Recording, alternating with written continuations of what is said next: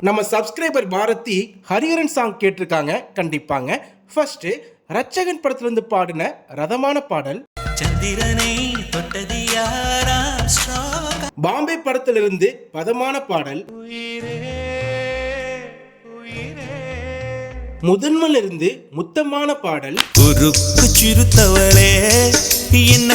வியாபாரி படத்துல பாடின நம்ம தாய்மைக்கான பாடல். ஆசைப்பட்ட எல்லாத்தையும் காசிருந்தா வாங்க.